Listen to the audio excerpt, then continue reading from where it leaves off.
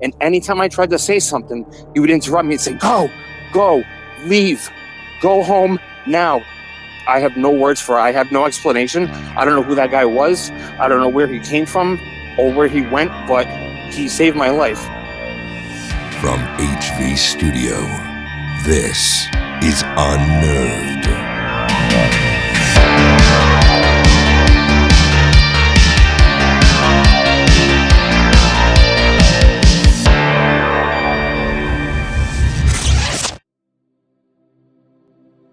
Welcome back to the Unnerved Podcast.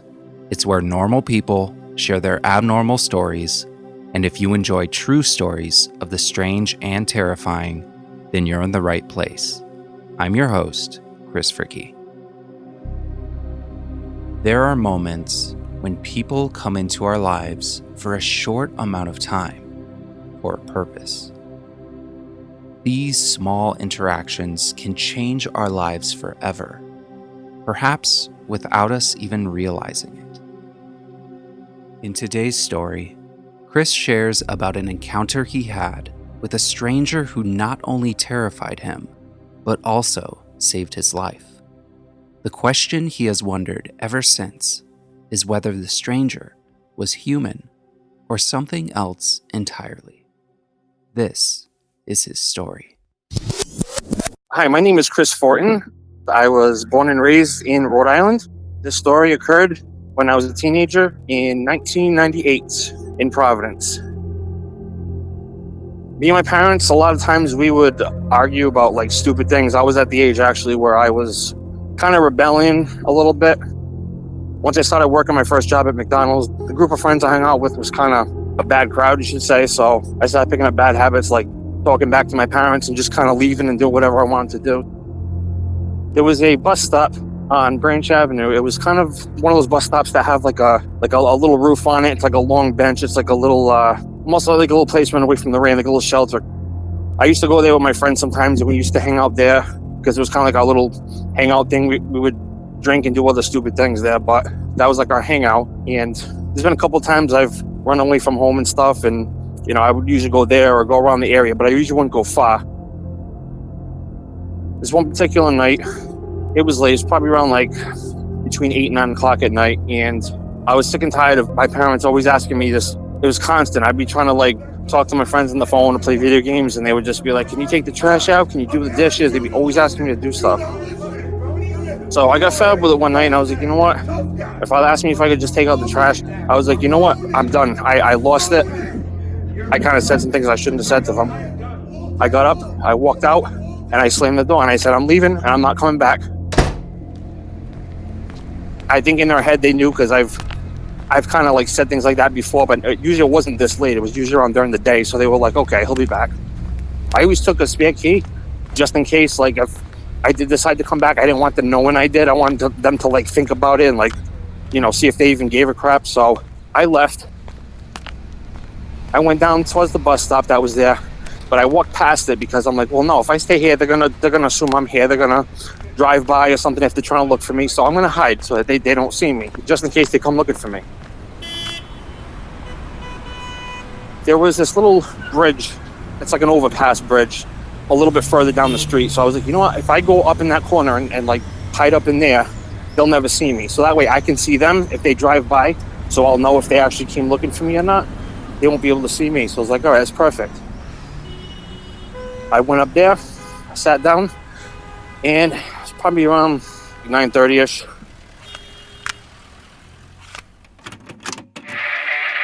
So I'm just kind of sitting there. I brought my Walkman with me. I'm just listening to music, just letting time go by. I'm just kind of waiting, and I don't see anything.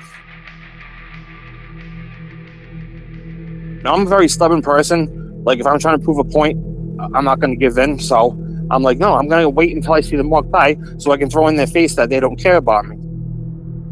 I sat there, I waited, nothing. A couple hours went by, still nothing. At some point, I started getting tired because the songs I was listening to were kind of like slower, and I started like kind of drifting off to sleep a little bit. I just kind of knocked out.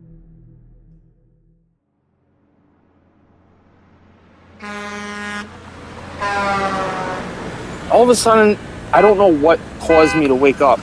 I don't know if it was a semi that walked by. It was some kind of noise that kind of startled me a little bit. I kind of opened my eyes, and it was like pitch black outside. I didn't know what time it was or anything. I'm like, wow, it's dark. It's been all this time. I didn't hear any ambulance or cops or anything driving by, so I assumed they didn't even call anybody.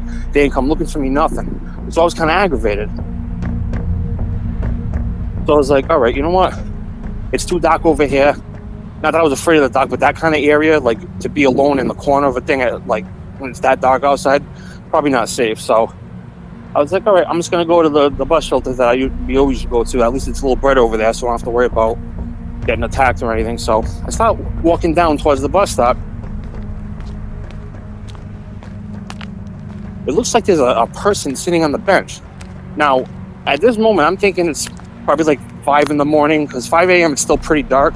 The bus starts running at 5. So I figured, okay, whoever that person is, they're probably just waiting for the bus. And as I'm getting closer, I start seeing it's like an older guy. He has on this weird like a suit almost, like he's dressed up to go to somewhere, like a funeral or like a wedding. It's I just never seen someone around that area dressed like that. So it was kind of weird to me. I didn't get the vibes like to be afraid of him for some reason. Like he didn't give me those negative vibes at all. Like I didn't feel threatened by him at all. So I figured, okay, it's safe, so I could just sit down next to him. Turned my way and he smirked and like nodded his head. He said, "How are you, son?" And I was like, "Oh, God, I really didn't feel like talking," but I was like, "Oh, I'm okay." He's like, "Oh, what? Why are you here?" The way he was talking, his voice was very like polite and sweet and genuine. He was being, which is I'm not used to. So I just told him what happened with my parents, and midway through one of my sentences, he like cut me off, and he said, "You need to go home."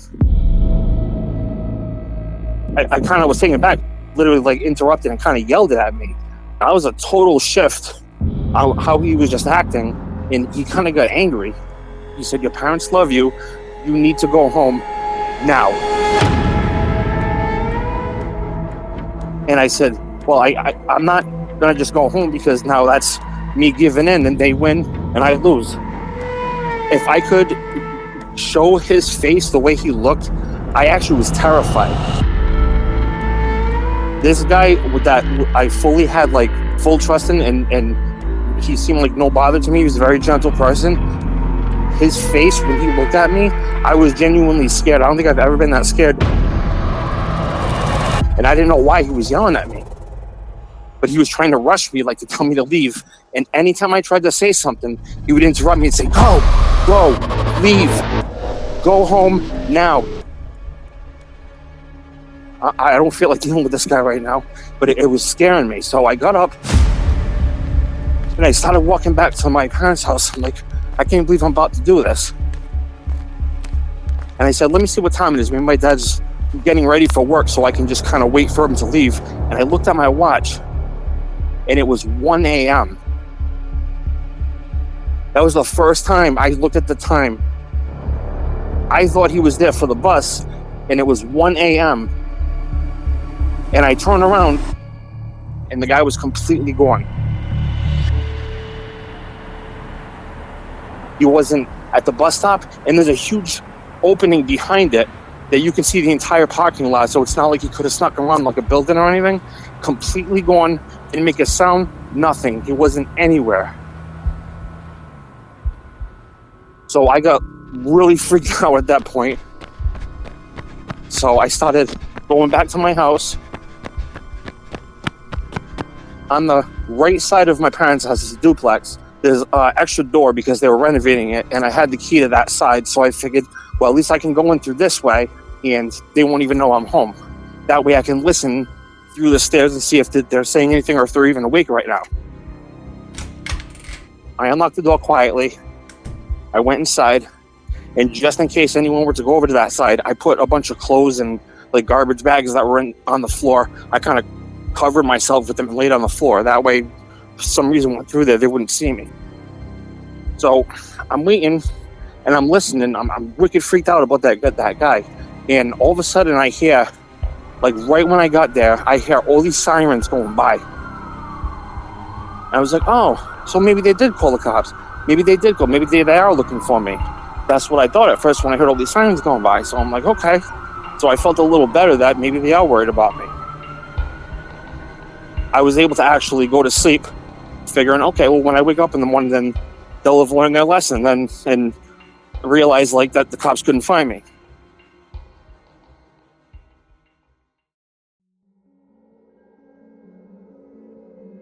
So I wake up and I hear my mother crying.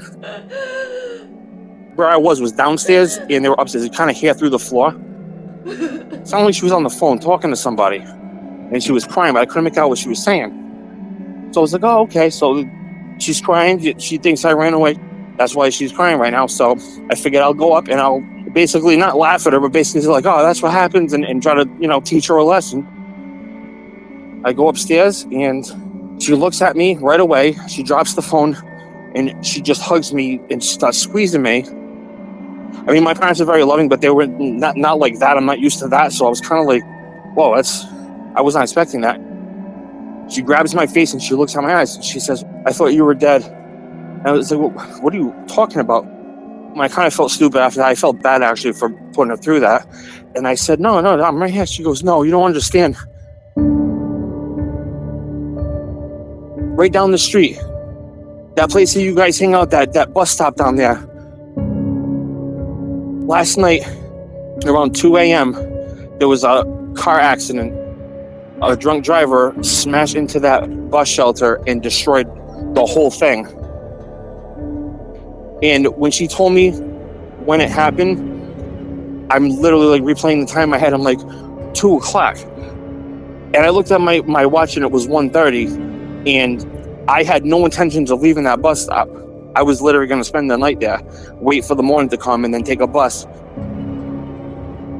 That guy that kept telling me to leave, if he was not there and he didn't say that to me, I would have been sitting there with my headphones on, probably fell asleep again, and I would have been dead. It's crazy reliving this right now. I'm like, my heart's beating super fast. Ever since that day, like, I when I replay it like this in my head, I have no words for it. I have no explanation. I don't know who that guy was. I don't know where he came from or where he went, but he saved my life.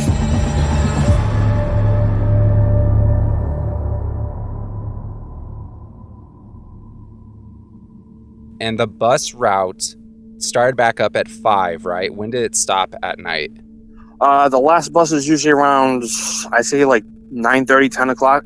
So it wouldn't make sense for anyone to be at the bus stop unless they were like homeless or like whatever, someone well-dressed like him who, proper, just sitting there in the middle of the night. That's very peculiar. When you left the man on the bench, how far away would you say you were before turning back and seeing that he wasn't there anymore?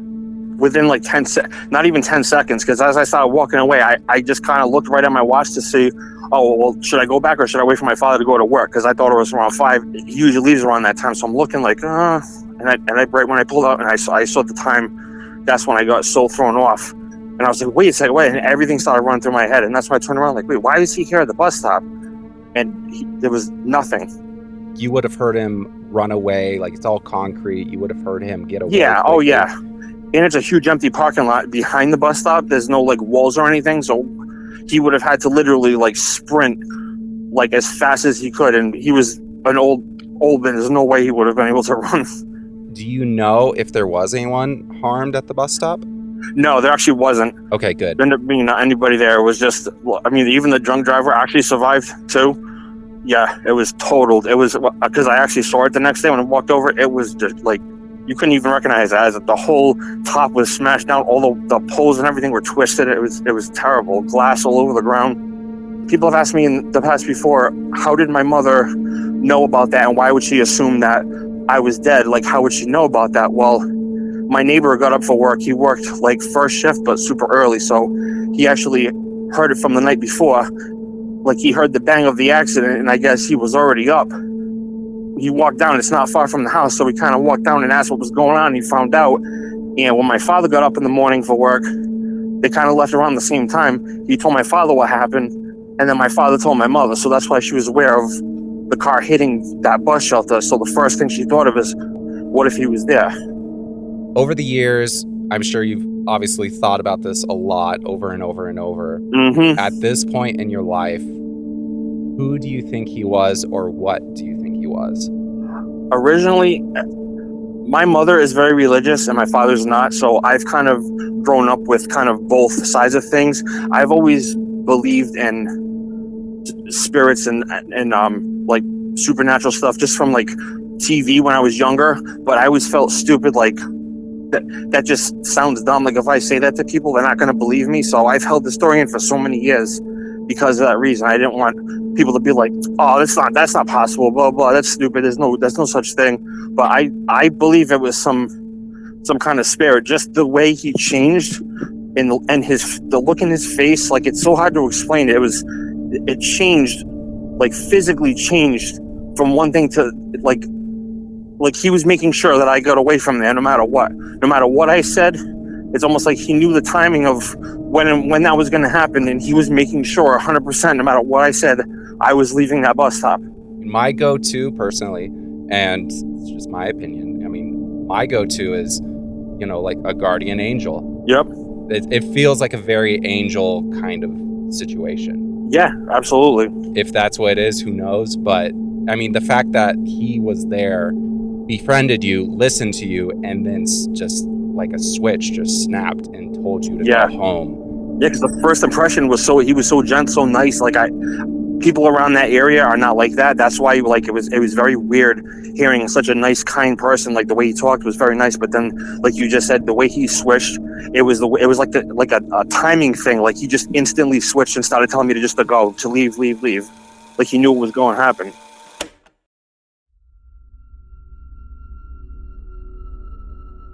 As wild as this story is, the main question I keep asking myself is who or what did Chris encounter that night? Did he talk with a man with multiple personality disorder that also happened to have an invisibility cloak? Was it a spiritual being or something from the paranormal realm? Throughout history, many creatures from mythology have been known to shapeshift into something that has the appearance of a human. Depending on the legend, the creature can cause harm or help those in need. Movies like Angels in the Outfield and Legion have entertained audiences with the idea of angels walking among us, assisting and protecting us. But does this narrative only belong in Hollywood fantasy? The Bible details interactions between humans and angels sent by God on a mission on earth, like the angel Gabriel sent to tell Mary and Joseph about Jesus. Was it an angel that Chris met that night, or something else? Whatever or whoever it was, one thing is certain. Chris's life was spared because of the man on the bench who vanished into thin air.